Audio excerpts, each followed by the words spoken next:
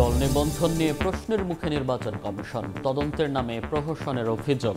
কার্যক্রম স্পষ্ট না করলে ধাক্কা খেতে পারে জাতীয় নির্বাচন, শঙ্কা বিশেষজ্ঞের। 2 দশক পর যৌথ অর্থনৈতিক কমিশন বৈঠকে বসবে বাংলাদেশ পাকিস্তান। ঢাকায় আসছেন পেট্রোলিয়াম মন্ত্রী আলী পারভেজ মালিক। অর্থনৈতিক ও কূটনীতিক বোঝাপড়ার পরামর্শ।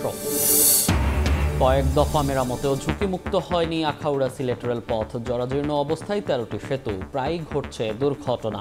সংস্কারে 1881 কোটি টাকার প্রকল্প অনুমোদন। মাছ ধরার ওপর 22 দিনের নিষেধাজ্ঞা শেষ। মধ্যরাত থেকেই নদী সাগরে ট্রলার নিয়ে ছুটছেন জেলেরা। আশানুরূপ মাছ পেলে ক্ষতি পুষিয়ে নেয়ার আশা।